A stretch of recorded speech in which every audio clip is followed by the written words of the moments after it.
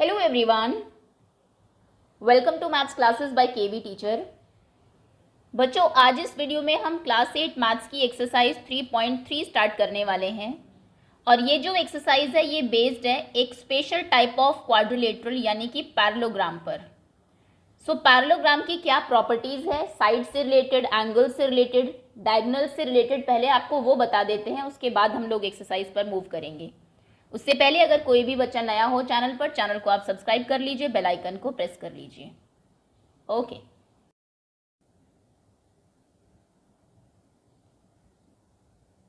Parallelogram क्योंकि एक type of quadrilateral है तो ऑब्वियसली इसमें 4 साइड्स होंगी। अब स्पेशल क्या है अबाउट साइड्स? सबसे पहले जो 4 साइड्स हैं इनमें 2 साइड्स ऑपोजिट होती है। 4 साइड्स एंड 4 एंगल्स, सपोज करिए ये आपका एक क्वाड्रिलेटरल है, पैरेललोग्राम है ABCD। ऑपोजिट साइड कौन सी है इसमें? एक साइड अगर आप AD ले, इसके ऑपोजिट कौन सी साइड है? BC। अगर आप साइड AB लेते हैं, इसके ऑपोजिट कौन सी साइड है? CD या फिर DA। नाम आप कैसे भी ले सकते हैं साइड का, इसको आप AB भी बोल सकते हैं, BA भी बोल सकते हैं, दोनों ही करेक्ट माने जाएंगे। उसके बाद इसमें 4 एंगल्स होते हैं, जैसे एंगल A। एंगल A के ऑपोजिट कौन सा एंगल है? ऑपोजिट मतलब बिल्कुल सामने, एंगल C। और एंगल B के ऑपोजिट कौन सा एंगल है? Angle D। तो चलिए सबसे पहले स्टार्ट करते हैं हम साइड से। पैरेललोग्राम की जो ऑपोजिट साइड्स होती है they are parallel and equal. सबसे पहली प्रॉपर्टी तो यही है related to sides, that opposite sides are parallel and equal. कहने का मतलब है AB जो साइड है इसकी ये पैरेलल है DC के, AB is parallel to DC, या फिर CD and AB is equal to DC। AB DC के पैरेलल भी है और इक्वल भी है। सिमिलरली AD जो है ये पैरेलल है BC के और AD इक्वल है BC के। ओके, तो अगर आपको एक साइड दे दी जाए, सपोज करिए ये 5 दी है, सामने की साइड पूछी जाए तो ये भी 5 होगी। हालांकि एडजेसेंट साइड में कोई रिलेशन नहीं होता। अगर मैं आपको ये 5 देती हूँ फिर पूछूँ बताइए AD कितना होगा, वो आप कैलकुलेट नहीं कर सकते हैं। ये जो साइड है DC, इसकी एडजेसेंट साइड है DA और CB। ओके, तो एडजेसेंट का कुछ नहीं करना है, सिर्फ पहली प्रॉपर्टी आपको याद रखनी है, opposite sides equal and parallel होती है। अब बात करते हैं एंगल्स की। देखिए एंगल्स जो है D और B ये ऑपोजिट एंगल्स हैं, A और C ये ऑपोजिट एंगल्स हैं। Opposite angles of a parallelogram are of equal measure, यानी कि सेकेंड प्रॉपर्टी ये हुई that opposite angles are equal. अगर आपको A दिया जाए, सपोज करिए A आपको दिया, एंगल A 80 डिग्री का है तो C भी 80 डिग्री का ही होगा। लेकिन इसके एडजेसेंट एंगल्स भी आप फाइंड कर सकते हैं अगर आपको एक एंगल पता लग जाए। अगर आपको 80 पता है, आपको D फाइंड करना है। D क्या है इसका? ऑपोजिट नहीं है, सामने नहीं है, सामने नहीं है तो एडजेसेंट है। एडजेसेंट मतलब पड़ोसी एक तरीके से। A का पड़ोसी कौन है? जो उसी लाइन में हो। D भी है और B भी है, 2 एडजेसेंट एंगल होते हैं किसी भी एंगल के। A का एडजेसेंट D भी है। ऐसे अगर आपसे B का एडजेसेंट एंगल पूछा जाए तो C और A है। और एडजेसेंट एंगल्स इक्वल नहीं होते लेकिन उनका सम 180 डिग्री होता है। तो नेक्स्ट प्रॉपर्टी है सम ऑफ एडजेसेंट एंगल्स। अगर आपको प्रॉपर्टी पता है तो आई एम श्योर आप कोई भी क्वेश्चन दिया जाएगा उसको आप सॉल्व कर लेंगे। Adjacent angles is 180 degree. Okay, opposite equal. अगर आपको एक दिया 80, एक ही एंगल दे दिया और बाकी चारों एंगल्स बताओ कितने होंगे। सबसे पहले तो ऑपोजिट इक्वल होगा, ये भी 80 होगा। एडजेसेंट का सम 180 होता है, मतलब इसका सम B के साथ। अगर आप B को एडजेसेंट ले रहे हो, D को भी ले सकते हो, 180 होना चाहिए। अगर ये 80 है तो B 100 हो जाएगा क्योंकि 100 + 80 ही 180 होता है।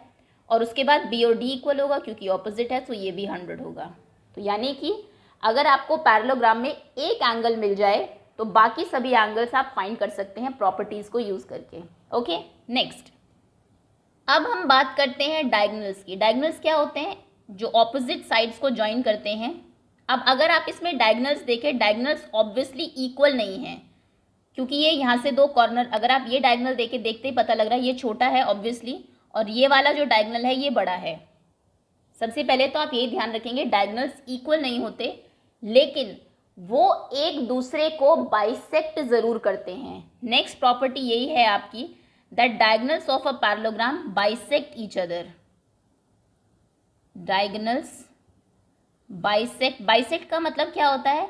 दो इक्वल पार्ट में डिवाइड करना ईच अदर। कहने का मतलब है अगर आपको ये डायगोनल मैं देती हूँ, आपको दिया गया, सपोज करिए कि फर्स्ट डायगोनल ये 16 सेंटीमीटर का है पूरा, ये 10 सेंटीमीटर्स का है, तो ये बाइसेक्ट हो गया, मतलब 8 इधर 8 इधर और ये 10, 5 ऊपर 5 नीचे। डायगोनल्स एक दूसरे को बाइसेक्ट करते हैं, पूरा जो डायगोनल होगा हाफ हाफ में डिवाइड कर देते हैं। ओके, बस यही कुछ बेसिक प्रॉपर्टीज़ है, इतना ही आपको पैरेललोग्राम के बारे में लर्न करना है। एक बार फिर से रिवाइज करा देते हैं। कोई भी पैरेललोग्राम होता है आपका, सबसे पहले opposite sides are equal and parallel.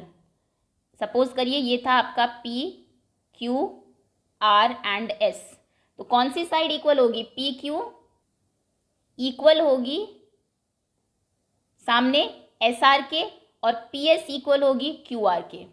First opposite angles are equal, P angle R के इक्वल होगा, Q एंगल S के इक्वल होगा।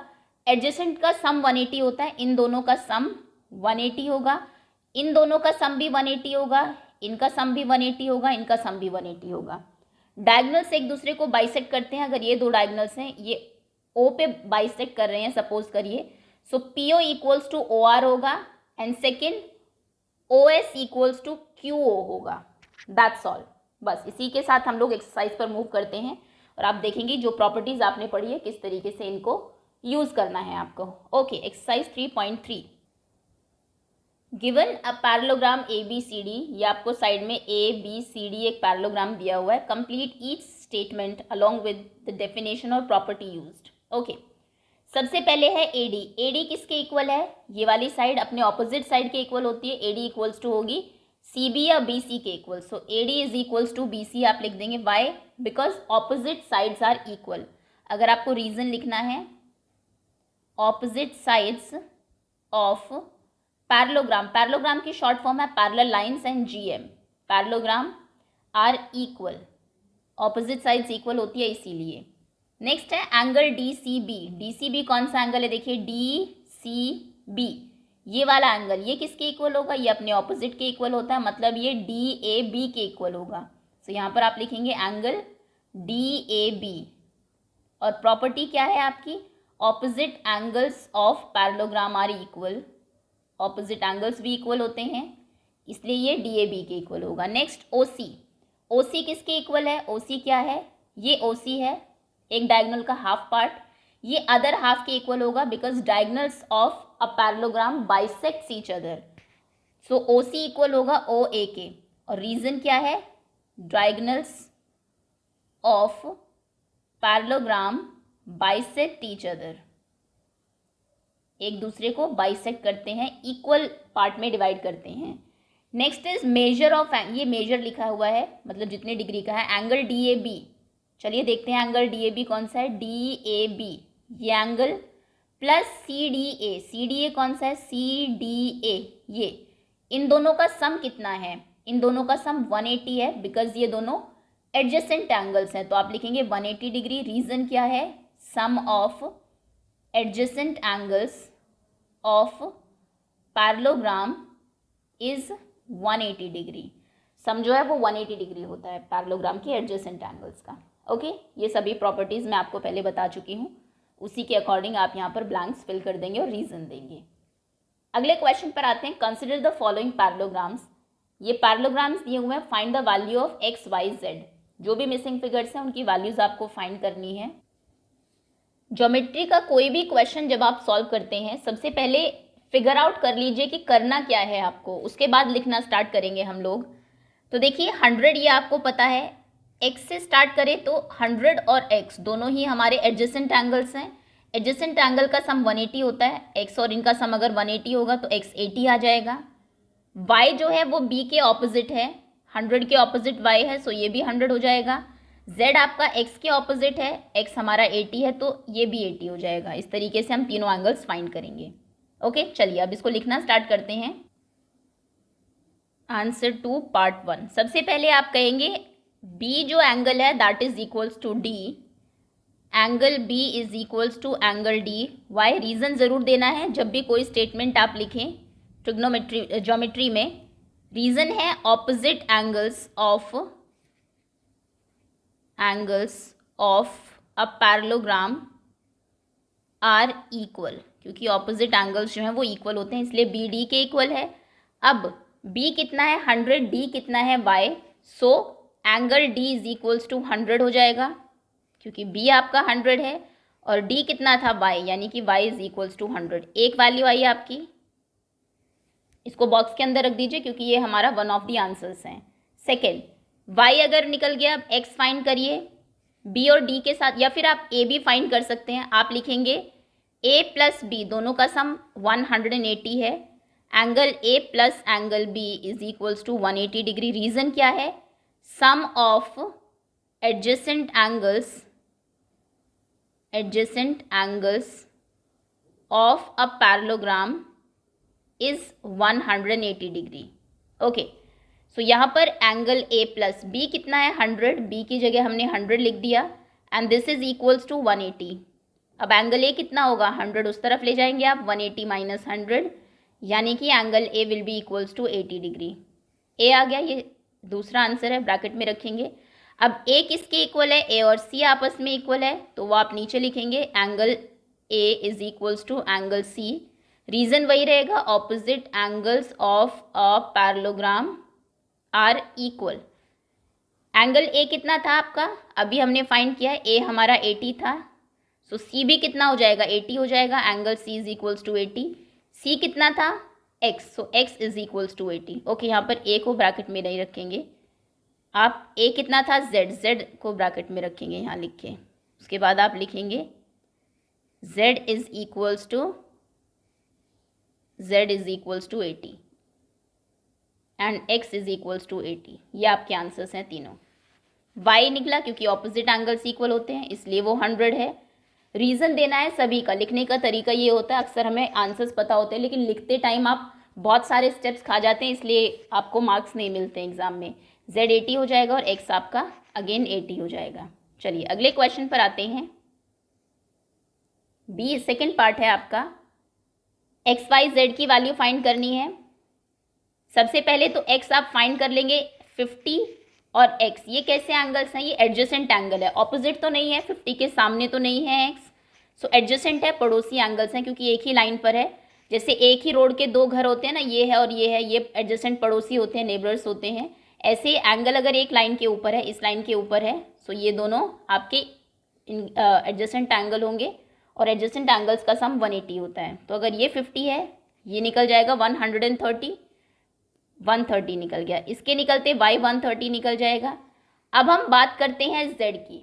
z आपका एक्सटीरियर एंगल है और ये आपने आई थिंक 7th क्लास में पढ़ा होगा। अगर एक लाइन में आपको ये वाला एंगल निकालना है तो, और ये आपको पता है, इन दोनों का सम कितना होता है? इन दोनों का सम 180 होता है। क्यों? क्योंकि अगर इन दोनों को ऐड कर दे आप तो ये एक स्ट्रेट लाइन के एंगल्स बन जाते हैं और इन्हें लीनियर पेयर कहा जाता है। तो अगर हमें ये एंगल पता लग जाए तो z मिल जाएगा। इसको पता करना बहुत आसान है क्योंकि 50 के सामने वाला एंगल भी 50 होगा, ये 50 डिग्री है, ये 50 है, तो z कितना हो जाएगा 180 माइनस 50, क्योंकि z और ये मिलके पूरा आपका 180 था, तो ये भी 130 हो जाएगा। एक्स वाई जेड तीनों 130 होंगे। अब क्योंकि इसमें आपको एक ऐसा एंगल निकालना है जो आपसे पूछा नहीं गया है, आप ये फाइंड कर रहे हैं ना z निकालने के लिए, इसका कोई नाम है नहीं, तो आपको इसको खुद से नाम देना पड़ेगा, यानी कि ये फिगर आपको बनानी पड़ेगी एग्जाम में। चलिए सबसे पहले तो फिगर ही ड्रॉ करते हैं। एक आपको पैरेललोग्राम दिया है, वो भी ऐसा, देन इसकी एक साइड को एक्सटेंड किया गया है बाहर की तरफ, ओके, जहाँ पे z एंगल बनेगा आपका। नाम है, ये 50 है, ये x है, ये y है। अभी जब हमने पूरा एग्जीक्यूशन किया था कैसे हम लोग करेंगे, तो हमें ये वाला, और ये z है, हमें ये वाला एंगल भी फाइंड करना पड़ा था। इसका नाम अपनी तरफ से दे दीजिए, इसको p q a b c जो भी आप नाम देना चाहे, चलिए इसको p नाम दे देते हैं। ओके, अब क्वेश्चन स्टार्ट करते हैं। सबसे पहले तो x फाइंड कर लीजिए या फिर पहले p फाइंड कर लीजिए, आपकी मर्जी है। आप लिखेंगे पहले p फाइंड कर लेते हैं, p से z निकाल लेते हैं, है ना, x और y तो फिर हो ही जाएगा। आप कहेंगे angle p is equals to 50 degree, p 50 है, क्यों, रीज़न क्या है?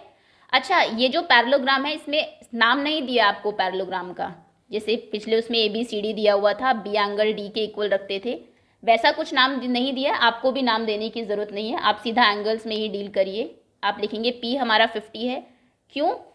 Again I am saying reason ज़रूर लिखना है, कई बार हाफ मार्क आपके रीज़न नहीं लिखते आप, इसलिए कैंसिल हो जाते हैं। आप P50 लिख देंगे, Z फाइंड कर देंगे, वो नहीं चलेगा। P50 है, क्यों? क्योंकि opposite angles of parallelogram are equal, opposite angles of parallelogram are equal. कोई शॉर्ट फॉर्म नहीं यूज़ करनी है, जैसे मैंने ऑपोजिट को OPP लिख दिया, एंगल की जगह सिंबल बना दिया। पैरेललोग्राम की शॉर्ट फॉर्म आप यूज़ कर सकते हैं, बाकी आप सभी वर्ड्स में लिखेंगे। P50 निकल गया, लेकिन P तो हमें निकालना ही नहीं था। P तो हमने अपनी तरफ से इस एंगल को नाम दिया, हमें Z फाइंड करना था। P और Z में क्या रिलेशन है? Angle P plus angle Z is equals to 180 degree. ये दोनों 180 डिग्री है, क्यों? क्योंकि ये दोनों लीनियर पेयर है।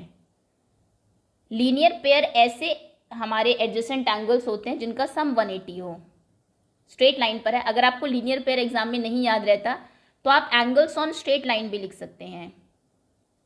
ये दोनों एंगल्स जो हैं वो सीधी लाइन के ऊपर है, और स्ट्रेट एंगल सीधी लाइन का एंगल 180 होता है, इसलिए इन दोनों का सम 180 होगा। P आप जानते हैं 50 है, हमने अभी फाइंड किया, P की जगह 50 लिख दीजिए, plus angle Z equals to 180। Angle Z हो जाएगा 180 माइनस 50, यानी कि एंगल Z होगा 130। ये आपका पहला आंसर है, इसको बॉक्स के अंदर रख दीजिए। ओके, Z निकला। X और Y तो ईजी है, X आप कैसे निकालेंगे? X और 50 का सम कितना है? 180, क्योंकि ये दोनों एडजेसेंट एंगल्स हैं। आप लिखेंगे angle X plus 50 equals to 180, क्यों? Adjacent angles of a parallelogram, ये दोनों पैरेललोग्राम के एडजेसेंट एंगल्स हैं। सो एंगल X हो जाएगा 180 माइनस 50, यानी कि 130 डिग्री। सेकेंड आंसर X निकला। अब X के सामने कौन सा एंगल है? Y भी 130 होगा। So angle Y is equals to 130 degree. Again Y opposite angles of parallelogram are equal. Simple, ये तीनों आपके आंसर्स हैं। ओके, चलिए अगले क्वेश्चन पर आते हैं। नेक्स्ट थर्ड, पहले क्वेश्चन देख के समझ लेते हैं हमें करना कैसे है। XYZ फाइंड करना है। ये 30 है, ये Y है, ये X है, ये Z है, ये 90 है। ओके, सबसे पहले सबसे आसान है यहाँ पर X फाइंड करना। आपने प्रीवियस क्लास में एक प्रॉपर्टी पढ़ी थी, जब दो स्ट्रेट लाइंस एक दूसरे को इंटरसेक्ट करती है तो वहाँ पर ये वाला एंगल और ये वाला एंगल इक्वल होता है, और इन्हें हम बोलते हैं वर्टिकली ऑपोजिट एंगल्स, VOA। तो यहाँ पर देखिए, ये एक सीधी लाइन है, ये एक सीधी लाइन है, दोनों एक दूसरे को इंटरसेक्ट कर रही है, तो यानी कि X 90 के इक्वल हो जाएगा। देखिए, नॉर्मल जो एंगल्स हैं उनमें हम ये वाला साइन लगाते हैं, लेकिन 90 डिग्री के एंगल में हमेशा स्क्वायर लगता है। तो कहीं पे भी अगर आपको ये वाला सिंबल मिलता है एंगल की जगह, उसका मतलब है ये 90 डिग्री है। ओके, तो अगर ये 90 है तो X भी 90 हो जाएगा, क्योंकि वर्टिकली ऑपोजिट एंगल्स हैं। X मिल गया 90। ओके, अब Y कैसे निकालेंगे? Y निकालना बड़ा आसान है। ये ट्रायंगल आपको दिखाई दे रहा है, ट्रायंगल के दो एंगल्स आपको पता है। अब क्योंकि हम पैरेललोग्राम कर रहे हैं, ज़रूरी नहीं है सारी प्रॉपर्टीज़ पैरेललोग्राम की ही मिलेगी। जब आप ज्योमेट्री का कोई भी क्वेश्चन अटेम्प्ट करते हैं, आपको आपका माइंड हर डायरेक्शन में घुमाना पड़ता है, कोई एंगल किसी भी प्रॉपर्टी से निकल सकता है। तो यहाँ पर देखिए, एंगल सम प्रॉपर्टी यूज़ होंगी। ये 90 है, ये 30 है, Y आप निकाल सकते हैं क्योंकि ट्रायंगल के तीनों एंगल्स का सम 180 होता है। इन दोनों का सम कितना हो गया? 120, तो यानी कि ये 60 हो जाएगा। 60, 90, 30, तीनों का सम 180। ऐसे हम Y निकालेंगे। उसके बाद Z कैसे फाइंड करेंगे? Z का रिलेशन किसके साथ बन सकता है? देखिए, ये आपको यहाँ Z बनता हुआ दिखाई दे रहा है। Z कौन सी उसमें बनता है? दो लाइन्स अगर पैरेलल है, एक ट्रांसवर्सल उसको कट कर रही है, तो ऐसे Z आप बनाते हैं या फिर ऐसे बनाते हैं। इनको हम क्या बोलते हैं? इनको हम ऑल्टरनेट एंगल्स बोलते हैं। या आपने पैरेलल लाइंस की प्रॉपर्टीज पढ़ी होगी, कॉरेस्पॉन्डिंग एंगल्स इक्वल होते हैं, ऑल्टरनेट एंगल्स इक्वल होते हैं, और angle on same side of transversal का सम 180 होता है। तो यहाँ पर ये Z बन रहा है हमारा, देखिए ये रहा। और जब Z फ्रेम होता है हमारी दो स्ट्रेट लाइन से, वहाँ पर जो एंगल्स बनते हैं, ये वाला एंगल, ये वाला एंगल, इन दोनों को हम ऑल्टरनेट एंगल्स बोलते हैं, और ये इक्वल होते हैं। तो मतलब Z जो है वो Y के इक्वल होगा, क्योंकि ये दोनों ऑल्टरनेट एंगल्स हैं। ओके, चलिए, इसमें पैरेललोग्राम की कोई भी प्रॉपर्टी हमने यूज़ नहीं की है, क्योंकि कोई पैरेललोग्राम का कंप्लीट एंगल ही नहीं है। पैरेललोग्राम के एंगल ये होता, ये होता, ये पूरे एंगल्स पैरेललोग्राम के हैं। यहाँ पर हमसे आधे आधे एंगल्स पूछे हुए हैं, है ना। बाकी प्रॉपर्टी से हमारा काम चल रहा है, हमने देख लिया हम कैसे करेंगे। अब हम इस क्वेश्चन को स्टार्ट करते हैं। सबसे पहले तो आप कहेंगे, जैसा मैंने कहा एक्स फाइंड करना सबसे इजी है। दिस इज क्वेश्चन नंबर 2 का थर्ड पार्ट। आप कहेंगे angle x equals to 90 degree. सीधा कुछ नहीं करना हमें, क्यों? वर्टिकली ऑपोजिट एंगल्स VOA, ये आप शॉर्ट फॉर्म लिख सकते हैं एग्जाम में। वर्टिकली ऑपोजिट एंगल्स हैं दोनों ही, x और 90 दोनों सीधे लाइंस कट कर रही है, सो ये 90 के इक्वल x निकला। उसके बाद हम y फाइंड करने वाले थे x 30 और y से। क्योंकि यहाँ पे आपको ट्रायंगल का नाम नहीं दिया, कोई भी पॉइंट का नाम नहीं है, तो वो लिखने की आपको ज़रूरत नहीं है, सीधा एंगल पर ही आ जाइए। आप लिखेंगे angle x plus angle y plus 30 degree, this angle plus this angle plus 30 is equals to 180 degree. Reason क्या है?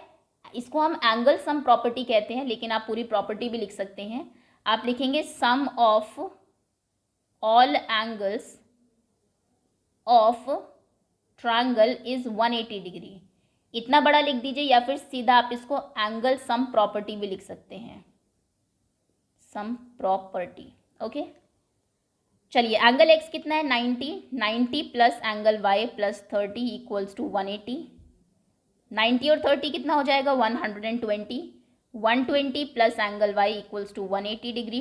120 को राइट हैंड साइड में ट्रांसपोज करेंगे तो उधर जाके वो माइनस हो जाएगा, 180 माइनस 120, यानी कि एंगल y होगा 60 डिग्री। y निकल गया, ये सेकेंड आंसर है हमारा। x निकल गया था स्टार्टिंग में, ये फर्स्ट आंसर था। बची z की बारी। y और z इक्वल है किसकी वजह से? ऑल्टरनेट एंगल्स की वजह से। तो यहाँ पर आप लिखेंगे angle x is equals to angle y, alternate angles.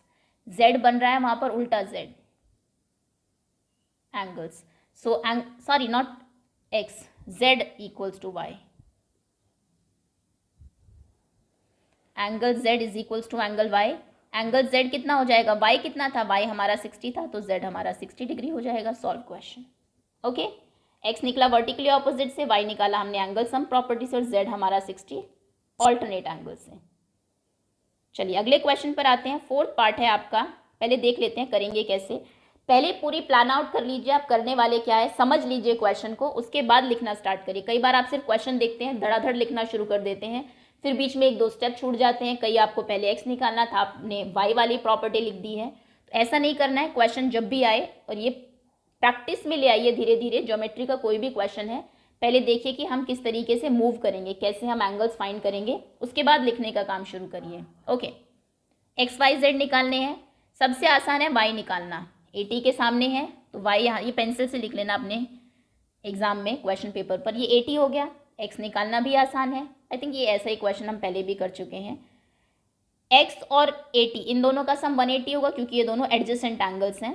सो अगर ये 80 है तो x हमारा 100 हो जाएगा। अब बची z की बारी। z आप फाइंड कर सकते हैं अगर आपको ये वाला एंगल पता हो, क्योंकि ये स्ट्रेट लाइन पे है दोनों एंगल्स, इनका सम 180 होने वाला है। ये एंगल हम कैसे निकालेंगे? पहले इसको निकालना पड़ेगा, जो हमसे पूछा नहीं है वो हम फाइंड कर रहे हैं। तो यानी कि आपको फिगर बना के इसको कोई नाम देना पड़ेगा, है ना। तो ये अगर 100 है तो ये भी 100 हो जाएगा। ये 100 है, z और 100 का सम 180 होना चाहिए, तो z हमारा 80 हो जाएगा।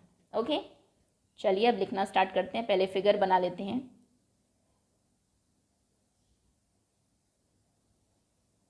आपको पैरेललोग्राम दिया है कुछ ऐसा, ओके। और फिर ये वाली साइड एक्सटेंडेड है ऊपर की तरफ, जो कि z बनाएगी एंगल। एंगल्स हैं आपके 80, किसी का भी नाम नहीं है, y मतलब पॉइंट का नाम नहीं है, जैसे कि PQRS या फिर क्या आपके जो पैरेललोग्राम है उसका क्या नाम है, कोई बात नहीं। वैसे भी हमें उससे कुछ लेना नहीं है, हमें एंगल्स चाहिए। एंगल्स के नाम हमें दिए हुए हैं, जो नहीं दिया हुआ उसको हमने नाम दे दिया है। इसको हम नाम दे देते हैं ABCD PQRS, कुछ भी आप नाम दे दीजिए। मान लीजिए इसको आपने M नाम दे दिया। ओके, सबसे पहले y फाइंड करते हैं। आप लिखेंगे angle y is equals to 80। Angle y 80 है, क्यों? Opposite angles of a parallelogram are equal. Okay, y निकला, ये हमारा वन ऑफ द आंसर भी है, क्योंकि आपको x y z फाइंड करने हैं। उसके बाद x निकालना सबसे आसान है। आप कहेंगे angle x plus 80 equals to 180। Angle x plus ये वाला 80 या फिर ऊपर वाला 80 ले लीजिए, दोनों 80 ही है, दोनों इसके एडजेसेंट एंगल्स भी हैं, दोनों का सम 180 है। क्यों? क्योंकि adjacent angles sum of adjacent angles of a parallelogram are 180, वो आप प्रॉपर्टी लिख देंगे अपने आप। एंगल एक्स कितना हो जाएगा 180 माइनस 80 यानी कि 100 डिग्री। एक्स 100 निकला, ये हमारा सेकेंड आंसर मिल गया आपको। एक्स अगर 100 है, अब हम एम फाइंड करने वाले हैं। आप कहेंगे एंगल एम जो है वो एंगल एक्स के इक्वल है। Opposite angles of a parallelogram are equal, तो एंगल एम कितना हो जाएगा, एक्स हमारा 100 था तो एम भी 100 हो जाएगा, 100 डिग्री। एम निकला, अब हमें जेड निकालना है। एम तो हमने अपनी तरफ से एंगल का नाम दिया था, एक्चुअली में तो एक्स वाई जेड फाइंड करने थे। तो एम और जेड में क्या रिलेशन है, angle M plus angle Z equals to 180 degree. और ऐसे एंगल्स को हम लीनियर पेयर बोलते हैं, जो एक ही लाइन पे दो एंगल्स होते हैं, पेयर ऑफ एंगल्स, जिनको ऐड करने से 180 आए।